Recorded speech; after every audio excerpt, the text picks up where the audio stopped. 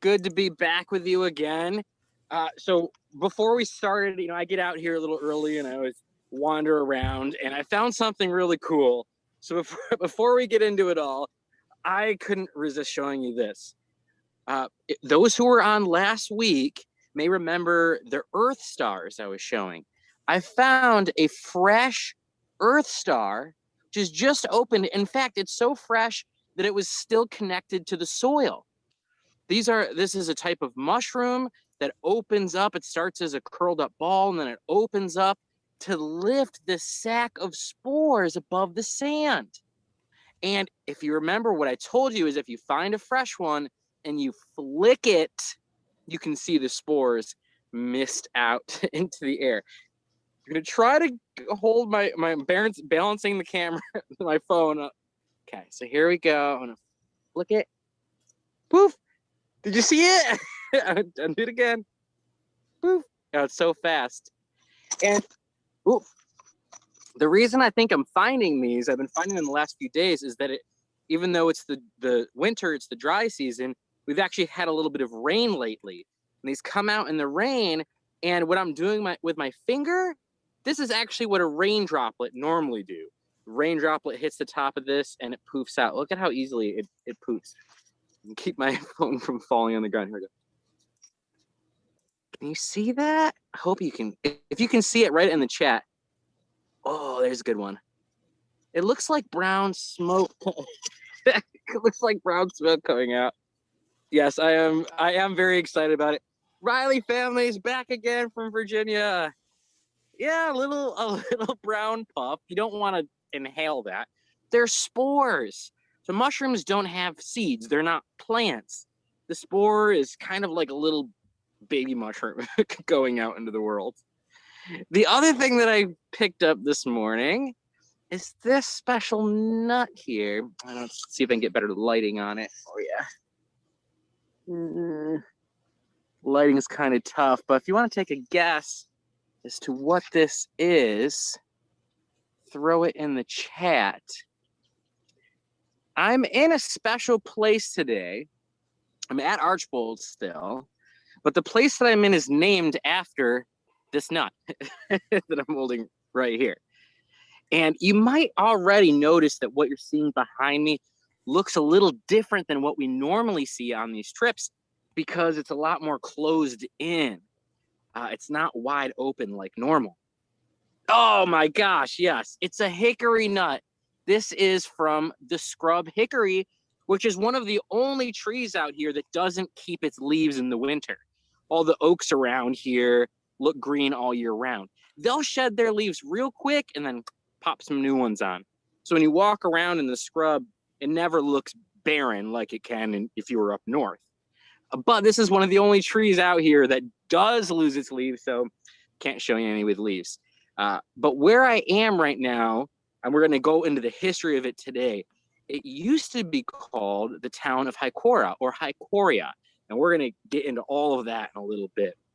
And the reason it's called that is because there was a botanist that came through here in the 19 teens named Small, and he saw a whole lot of these hickories around here, scrub hickories. It's a rare plant. It's only found in Florida, and recommended to the railroad company, because they were putting in a railroad, that they should name the area Hycoria, which was the scientific name for this plant. Okay, I'll drop that.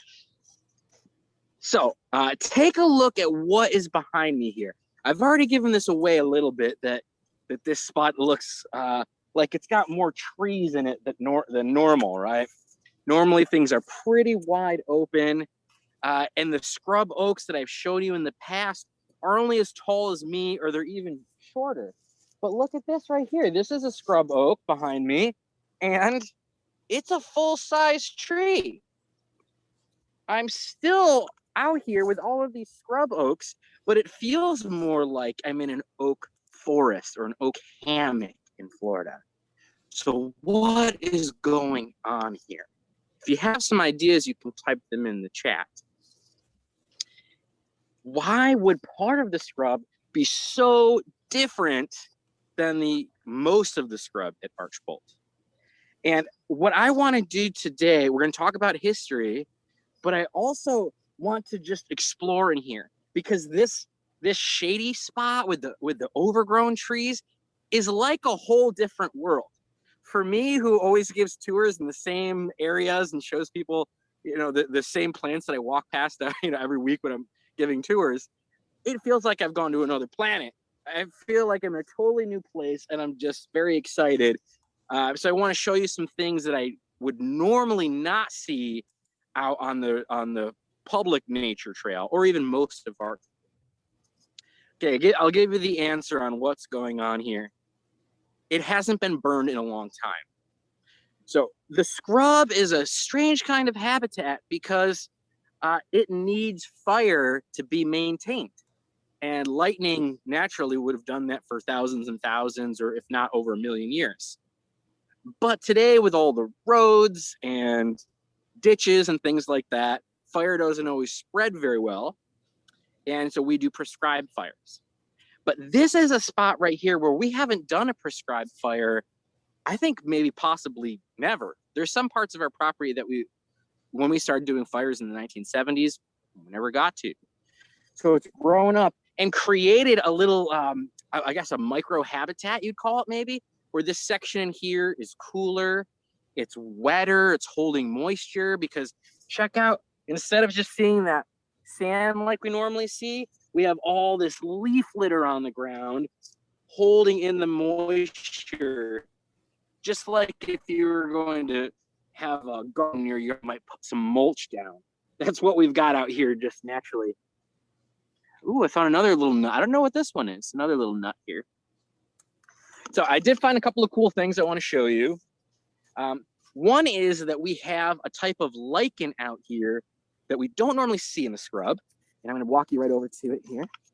And normally when you're looking at lichen on the trees, it looks like this.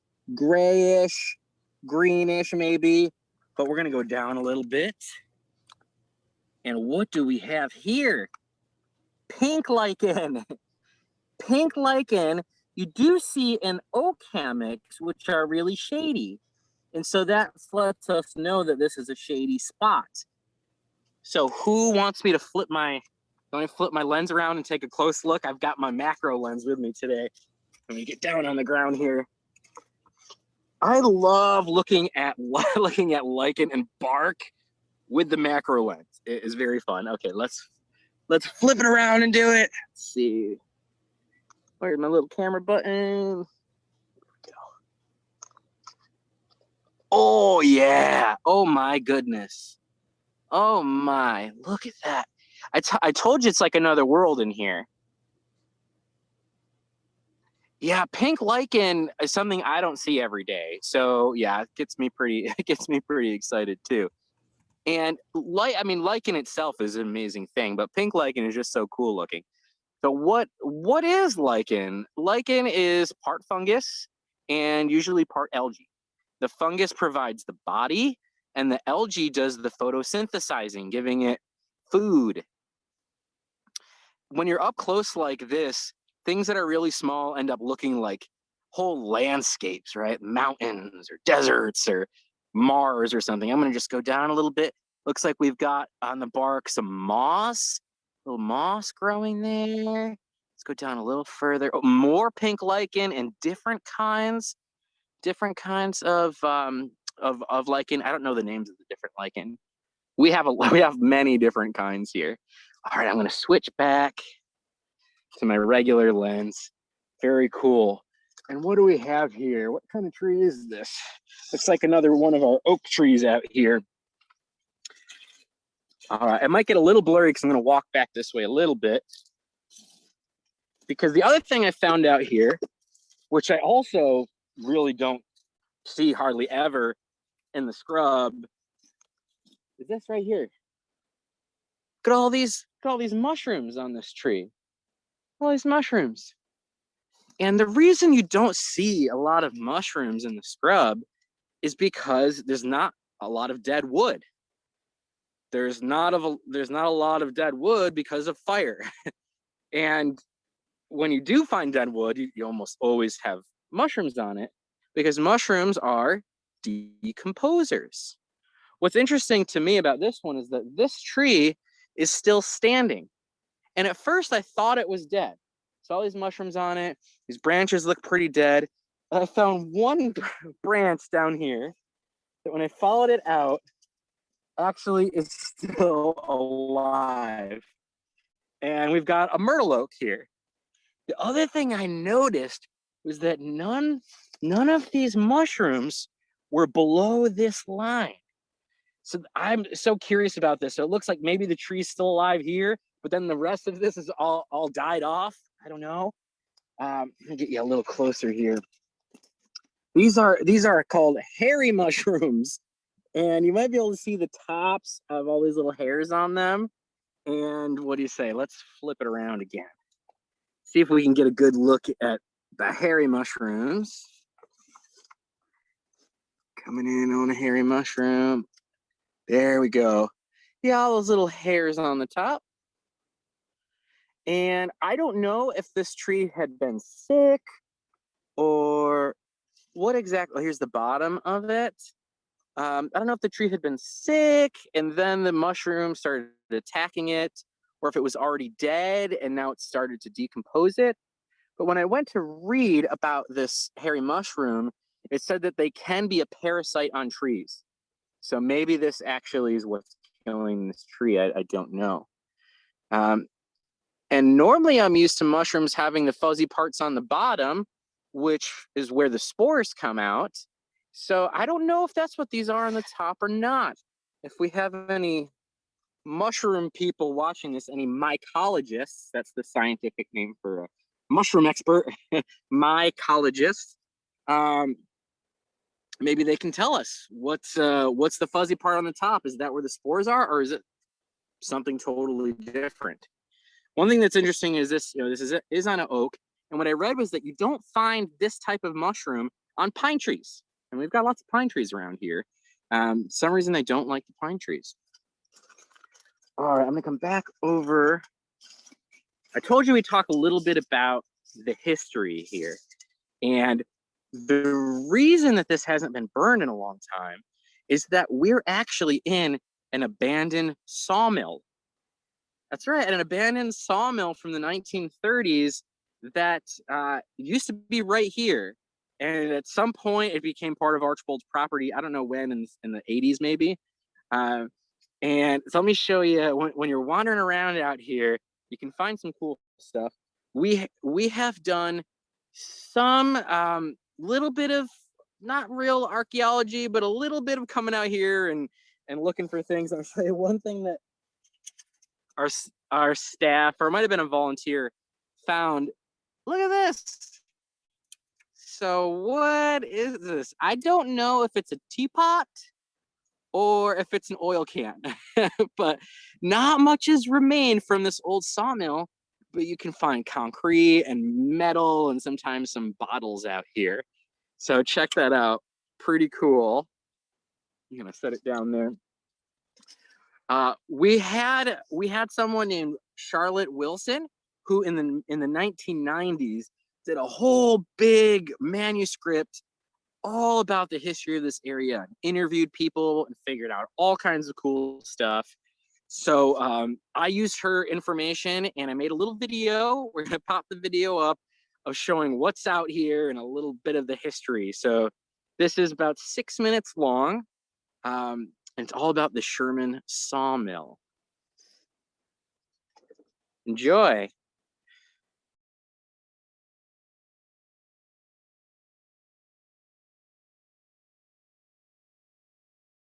Hey, it's Dustin Angel at Archbold Biological Station.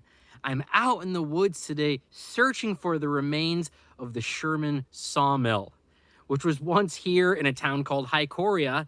Hycoria doesn't exist anymore. All you see today is a street sign with that name. Much of the land from the town is actually now part of Archbold Biological Station. So I'm gonna search out here and see if I can find the old mill from the 1930s and tell you this really interesting story.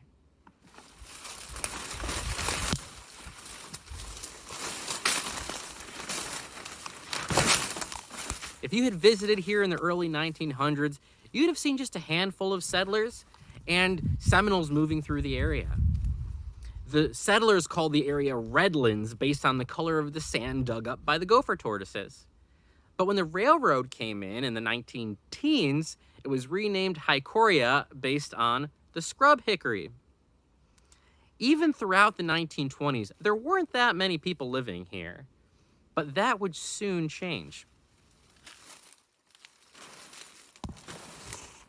Here it is, I found the mill. Of course, the buildings are gone, but this is what remains: concrete blocks and pieces of metal. Let's take a closer look. This one looks like it's maybe 3 feet tall, and today it has a whole bunch of resurrection fern on the top here.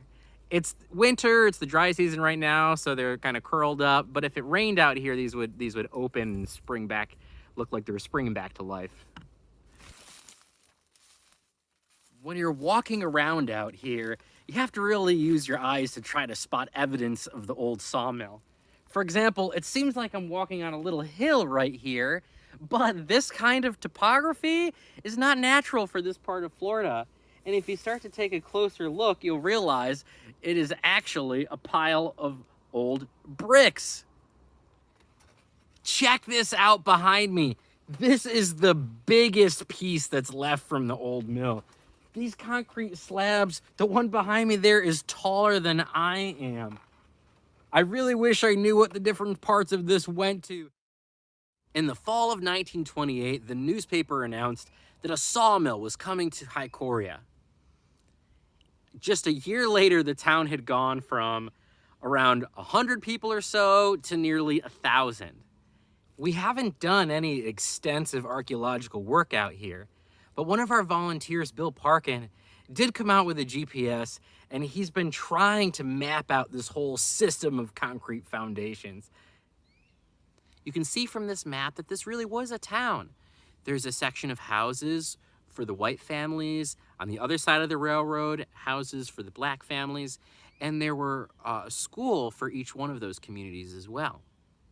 So what about the nature around here? What happened when the sawmill came in? Well, as you can see behind me, we've got pine trees all over the place here today. The slash pines have taken back over. But when the sawmill was here, they logged a lot of trees, around 100,000 acres of land in Highlands County. And the way that they did it is they would build temporary railroads. They could build or dismantle around a mile of tracks each day. And they went in all directions from here. Well, what happened to the town of Hycoria? How come it's not really here anymore? When the mill closed in 1935, the workers went with it, just like they had come with it in the first place. That's how these mill towns worked. They'd go to the area, set up shop, they'd bring their workforce with them, hundreds and hundreds of people, then they would clear the whole forest and then move on. Sherman ran sawmills like the one here at Hycoria and other parts of the state too. His company logged about 1 million acres of pine trees from our state. At the time, they weren't thinking about sustainability and weren't replanting the trees. Later in life, he did look back with regret on what his company had done. And I want to read you his quote because I think it's pretty powerful. "Man must pay his part in creating the scars of civilization. Ours is a big country, a giant well of natural resources, but we fail to take warning. Man can dip often enough into the vat of plenty, and before long vainly will scrape the bottom with a clattering cup held in a shaking hand.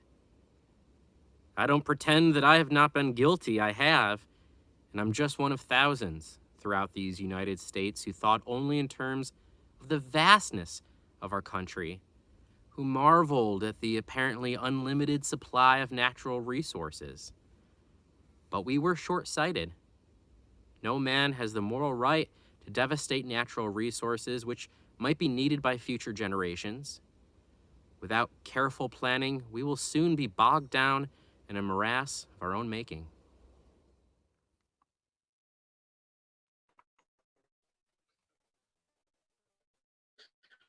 think that, and I know it ends on a little bit sad note there, but I do think it's interesting that someone who had been part of, logging so many pine trees and not thinking sustainably, later in his life was able to recognize some of the damage that did.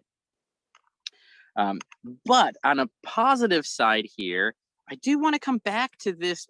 Here I'm at one of those blocks again, and actually I'll spin around here, and you can see that I've been standing near these the whole time. So if you can see some of them behind me.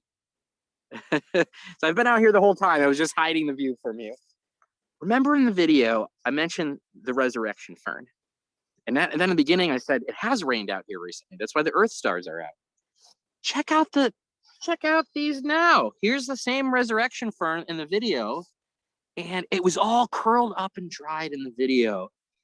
And now it's nice and lush and has really sprung back. Check this out. Look at this whole top. And I find this so inspirational because, one, this area that had just been scraped away to build this big building that was cutting down all the trees now has been reclaimed.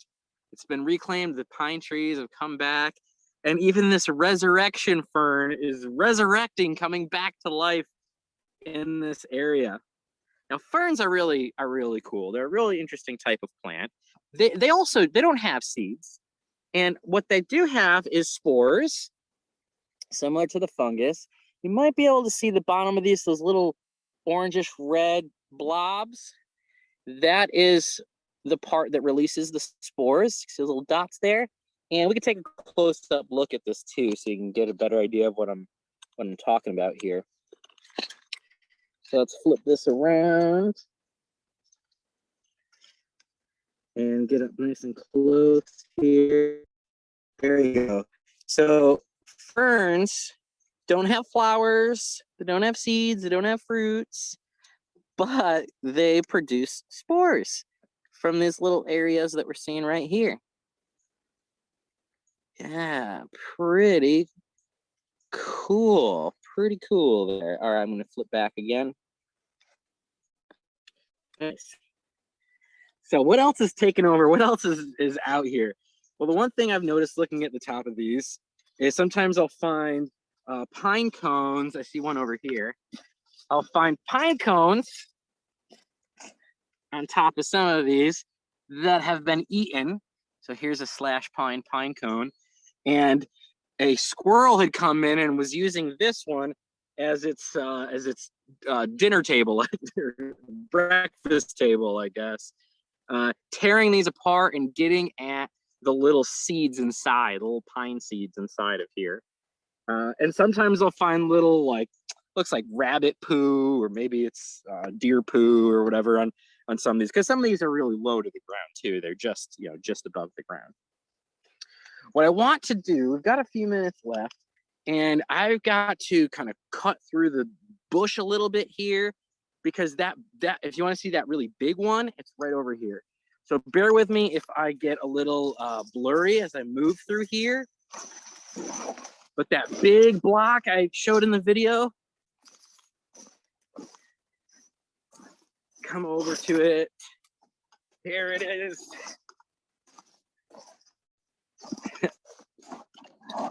Almost there.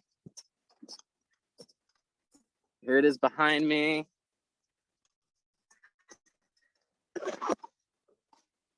Look at how big this one is. And I did find out what we think this part is. We think that the big, huge saw, I don't know how many saws they had, but one of the big, huge saws would have been right here. And they would have brought the big log through here, and this would have held the big, huge saw to slice it into pieces.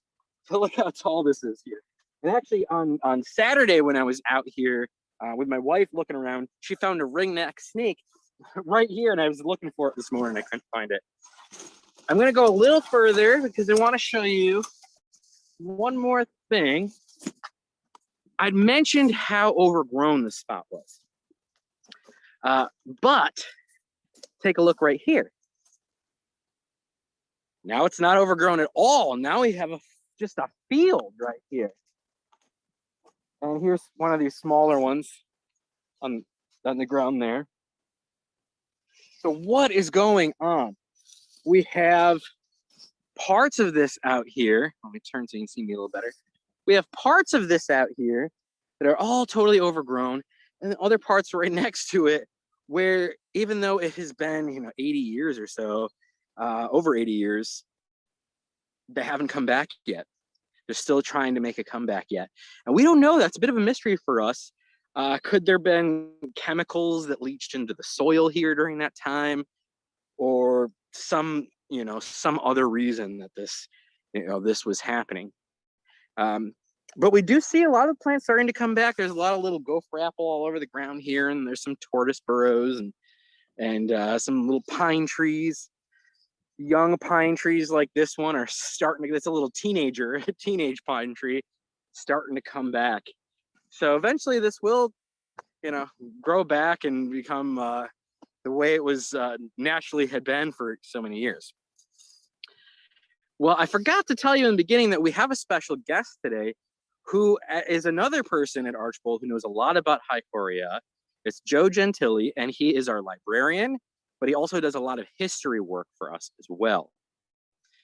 So we're going to bring Joe on for the question and answer section.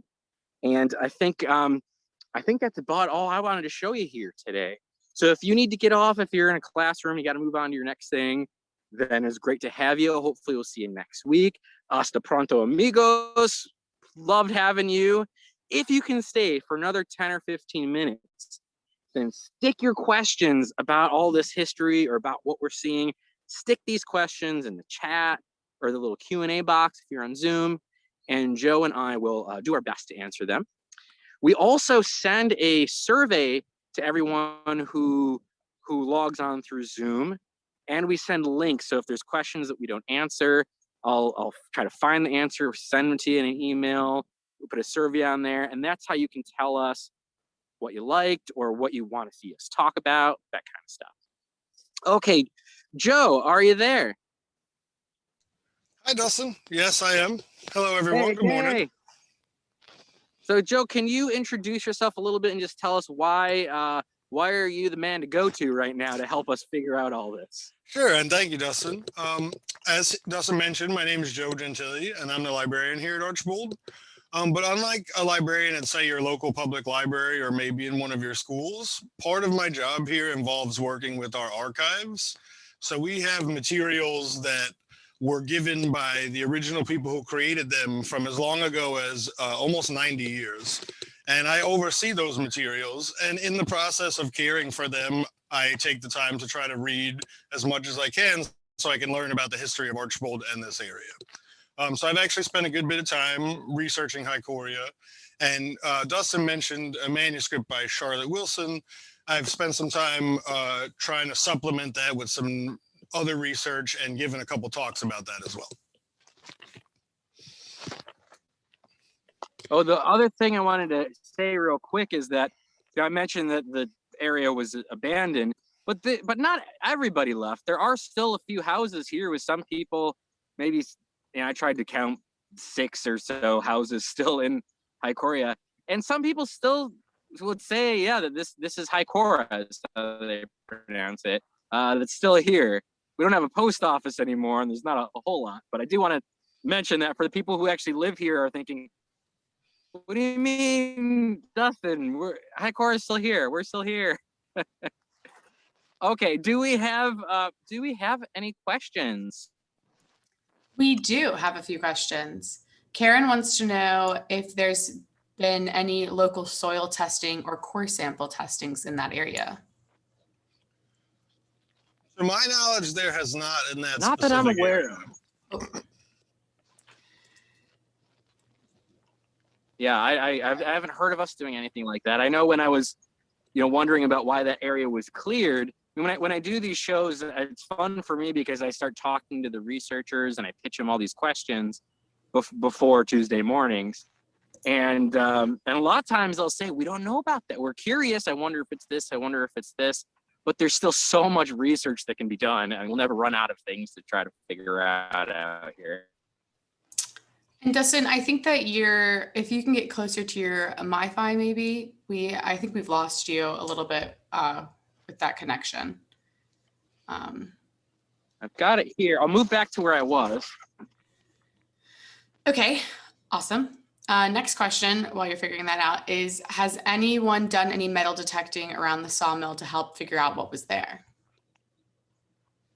I am not sure if metal detectors specifically were used, but a variety of people have been out on the site to collect things over the last 40 plus years. It seems like no one really lived in the immediate mill area after the 60s. So Archbold started acquiring the grounds in 1973, and a variety of people have been out there to explore. A fairly common remnant is actually glass bottles from what would have been the mill's commissary. So when you acquired medicinal goods or any kind of liquid like a soda or maybe a mixture for another drink, they came in glass bottles back in this time period, and you actually find a surprising number of intact glass bottles at the site. Even just when I went out with Dustin last week, we found one that was whole. And it's hard to tell exactly how old they are, but it was clearly not new garbage or something someone had thrown out. And then a few questions about the trees at the time. Were the trees straighter to cut back then? Or like what type of species were they cutting? And then also, do we have longleaf pines at Archbold? And are there any plans to reforest them? Do you want to do that one, Joe, or you want me to take it? I think that's more for you, Dustin. My understanding was that they were solely interested in pines. Most of Archbold is just slash pine. That's what's in this area, but there are some longleaf pines in the area, but mostly slash pine. But I did hear that they may have opportunistically, if they ran across, say, some other valuable tree, they would have harvested that too. So, but it was pine. That's what they were doing.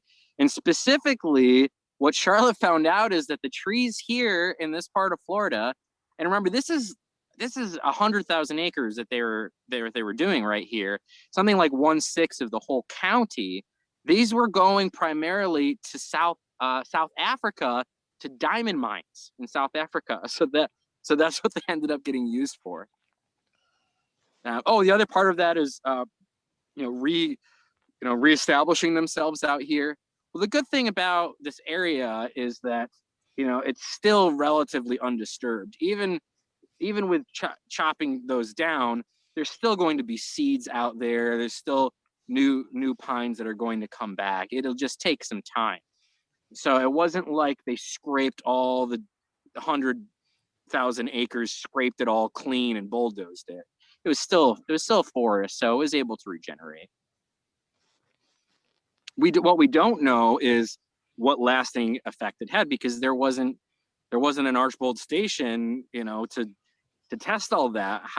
There are accounts of locals that say when we were here in the early 1900s, there were so many quail that you didn't even have to hunt them. You could just grab them and stick them in your coat.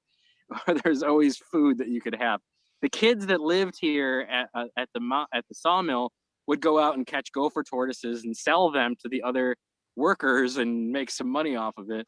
So they were gathering. There was a lot of abundance of wildlife here in the early 1900s, and we don't know. Ecology didn't really exist like it does today, and Archbold wasn't here back then. So, what did we lose? We don't know. So that sort of answers a question from Brent, which was, what are the impacts of the sawmill development on wildlife and how has that rebounded?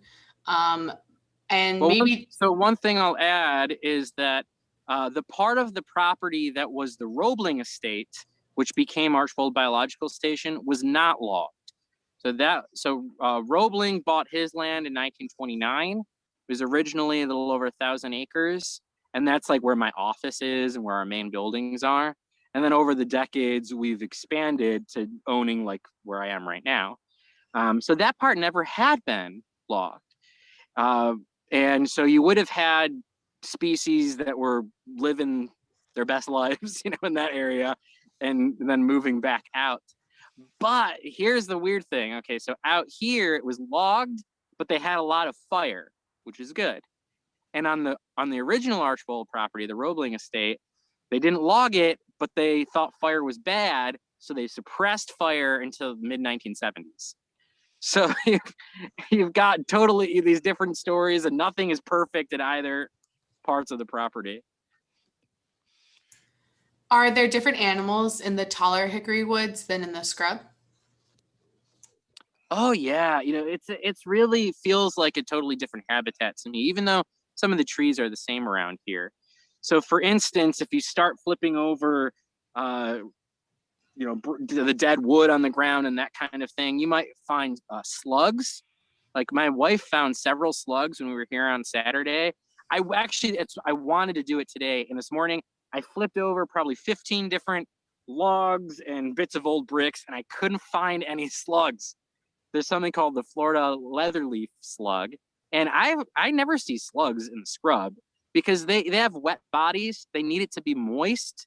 They don't have protective skin like we have, so they need it to be moist, and they just couldn't. They would just dry right up if they were out in a regular scrub area. So slugs for one, and I don't know what else could be all in all there. Oh, there's frogs. There's lots of frogs out here, and I've seen spiders when I was flipping things over. Not that we don't have spiders out there, but there's different species in here. So I think it would be really interesting to see what kind of different stuff would be in this little micro habitat right here. And just to piggyback on that, to Brent's question, there wasn't serious scientific study of the species here in the 20s or teens, but anecdotally, it does seem like the logging that occurred changed the species composition a good deal. Charlotte Wilson interviewed people who actually lived in Hycoria in the 1990s. She interviewed them, and nieces and nephews and children of residents. And multiple of them mentioned how the numbers of animals changed pretty drastically once logging had completed. Yeah, number one rule of ecology is that everything's interconnected. Even if we don't understand how, it's all part of a big web of life out here. Alrighty, next question is someone said, you mentioned oak hammocks. Can you explain what those are and how they are different from the hickory area that you're in currently? Oh, cool. Yeah, I was saying that's kind of what it feels like out here. So an oak hammock is an area that's a little bit wetter than the scrub. It has like soil, like organic soil, not just sand. And it has a whole bunch of oak trees, but instead of the scrub oaks we have here, they have live oaks. And when you think of, like, when I picture the South, like picture postcard, like a postcard of what the South is, I think of big old oak trees with Spanish moss hanging down. Those are oak hammocks. And I know the word hammock, if you're not from Florida, people are always confused. It's not hummock, which is another thing in nature. It's a hammock, like the hammock that you put across the tree and sleep on it. And apparently the word comes from Seminole, or the language the Seminole speak, and it meant like a shady wooded place, something like that. So it does feel like a lot of like this. And you do have some cabbage palms too, which I don't see any cabbage palms here, which was a reminder to me that this is an overgrown scrub spot. So instead of cabbage palms, which are palm trees, and big oaks, we have overgrown, still gnarly looking scrub oaks. And instead of palm trees, we have, you can see right behind me there, we have palmettos, which don't grow into trees. They're just on the ground. Okay, next question. What are the hydrology impacts of the areas logged versus not logged? Does this impact the ability for some trees and plants to grow in certain areas? Geez, that's a good question. That is exactly the type of question that someone at Archbold would explore. That's the kind of research we would do here. But I actually I'm not aware of anybody here actually looking into that. Joe, do you have any idea? I don't believe that's been studied previously either, but I agree with Dustin. That sounds like a great thing to explore and learn a little bit more about for sure, because you have a comparable difference in how the land was treated. I mean, what you'd have to do for something like that, though, is you have to be able to set up an experiment. So, say you knew that an area was going to be logged, study it all first, and then you have another control area where you don't log. Then you log it, study that again, and then keep track of your other non-logged area. So that's a big Archbold. I don't think would ever do something quite like that. But that would be a really interesting thing to look at. Yeah. And just kind of off of that, not exactly about hydrology, but it made me think of when we went out last week, there is a pond out there that's artificially made that there's a lot of questions as to kind of like why it was there. And I know that we had some interesting discussions on it, just kind of in the mystery of figuring out what's going on, or I mean, what had happened there, putting together pieces of seeing different pipes and things like that, which was really cool. Do either of you want to say what we thought it was? I mean, we're not really sure, to be honest. So yeah, well, Joe, you can take that. I mean, it's totally conjecture, so I hesitate to say, we think it could be this, but it kind of looks like pipes were running on a downhill slope towards what was an artificially made, not even pond. So there's a chance someone had deliberately altered how water was flowing so that it would drain from one area and pool in another area. But I want to reiterate, that's totally conjecture. So the other thing is I didn't have time to look this up because I hadn't thought about it till last night. So I want to look at a topographic map. We have LiDAR maps of the area, and LiDAR is an aerial laser beam that's used to figure out the elevation of things. And what I think is that we're on a spot that's one of the higher spots. We're on almost all of Archbold's our main properties on the Lake Wales Ridge, which is a high spot in Florida. So like where my office is, where the nature trail is like 130 feet in elevation or so. And then part of our property goes up to over 200 feet. But so it goes up and down, up and down. And I think that this spot is one of those bit of like higher ground spots, which would make sense that might be why they'd want to put all their houses and everything right here. And the other question that I have, which I really am excited to figure this stuff out, is this really scrub? I keep calling it overgrown scrub, but the ridge has two different kinds of dry upland sandy habitats. So one is the scrub and the other one is called sandhill. They to the normal eye look exactly the same, but they have slight differences in that the soil and the sandhills are have a little more color to them. And they have some different species like turkey oaks. And I did find a turkey oak out here. So I'm curious, what did this really look like 100 years ago? Because it's not always that easy to piece that stuff together once an area has been disturbed and altered. But this may have been sandhill, which is technically not scrub. Karen is asking, did they raise livestock there, and could it have potentially been a pond for drinking? it doesn't seem like livestock was raised directly in what would be the town limits, so to speak, but there certainly were people ranching and raising cattle in the area. Absolutely. There is some info on what farmers or homesteaders or what have you were growing, but it doesn't seem like livestock was a big part of that. There were some of the things you would expect, like small citrus groves. There was actually a fairly large watermelon patch as well.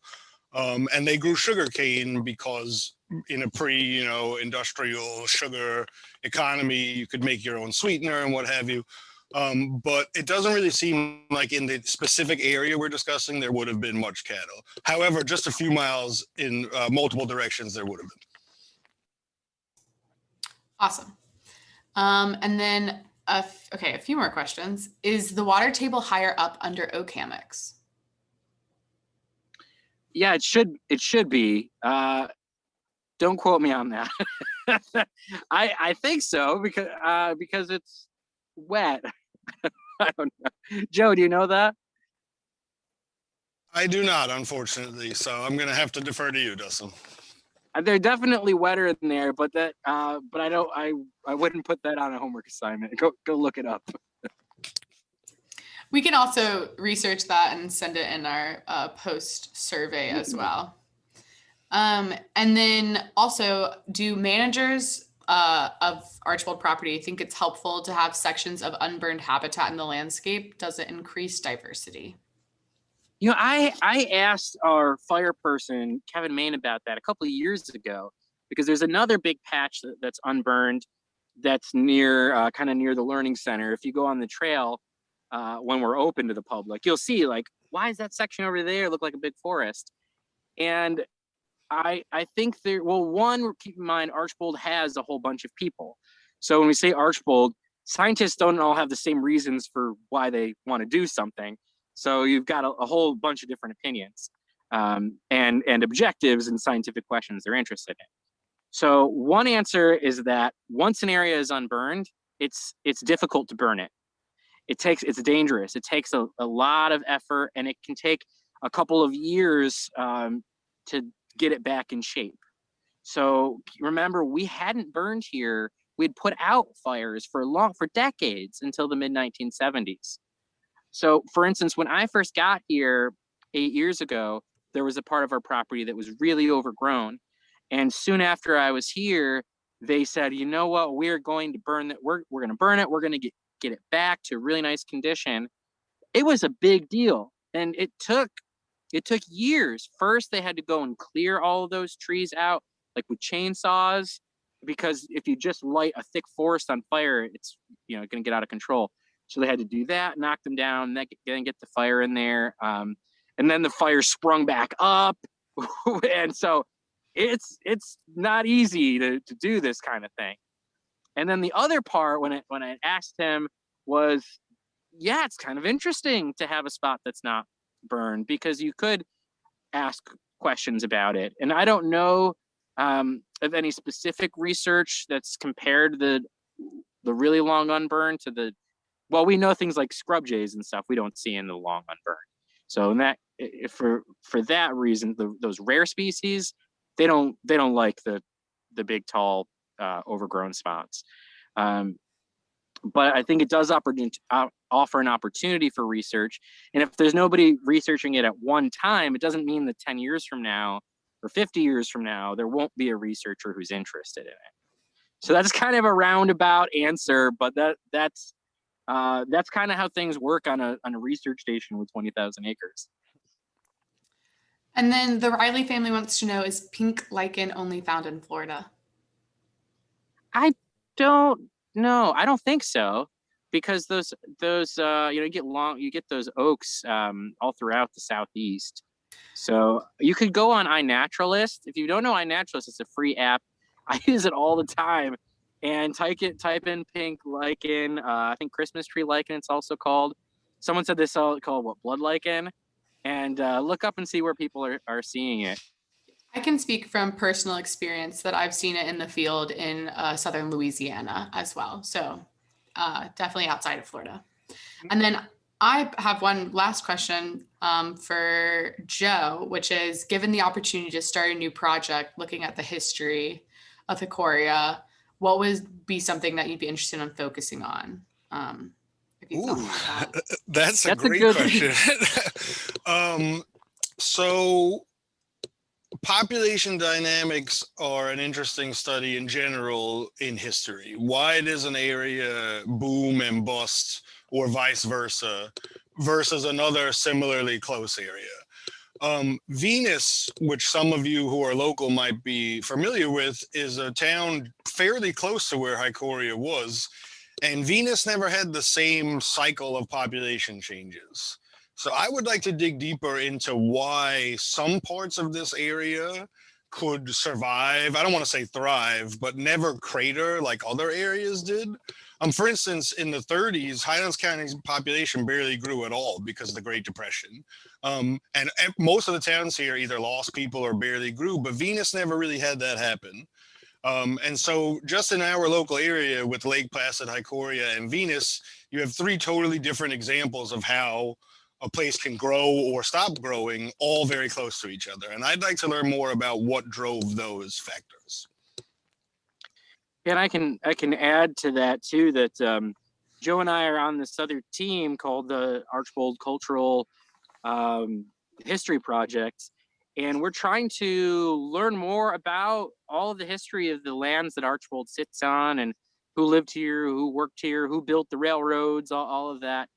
And one area that was kind of a big blind spot that Charlotte ran into when doing, I mean, she did a ton of research in the 90s, was finding the stories of the Black families and the Black workers that were here.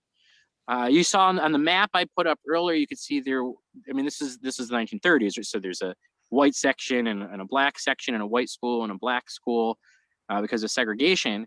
And when you look in the newspapers and the history, you don't find out much about the life of those Black families. And then they left with when the mill closed. So that's a big blind spot that we have that we're really curious to learn more about. If you know anything about any of this kind of stuff, we would love to interview you or talk to you about the area. If you had a grandparent or knew somebody, anybody that was involved in any of this stuff, we would love to know. I just placed my email address in the chat, and yes, absolutely, as Dustin said, you can email me with anything you'd like me to see or questions you might have. I mean, we welcome the input of anyone that can help with this project for sure. I thought in the chat a little earlier, I saw a question about the saw blade itself, and that lends itself to a question I get asked frequently, which is, why are those concrete remains all that's left? So though a lot of those little smaller concrete structures are what are called footers. So they were clearly to help support the foundation of the mill or other large buildings. But the mill itself, the houses, any number of buildings were literally dismantled and carried piecemeal to the next town. So that's why there isn't more of what you'd expect to see, but also anything that was left over that was wood has probably burned. As Dustin mentioned, we don't burn deliberately in that area, but especially at the time period in question, fires were somewhat frequent. And when the mill was running, fires were frequent because they used open fires to heat boilers. So some structures, remnants, what have you, were deliberately just carried away, and others probably just burned in a wildfire. Awesome. One very last question is, Karen is asking, are there beetle species that live in slash pines? Excuse me. Oh yeah, and I am not an entomologist, but definitely. And one thing that you see, particularly, is when a pine tree dies.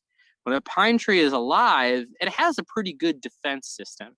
Not that, I mean, there are things that still live in it, but it has a pretty good defense system with its sap.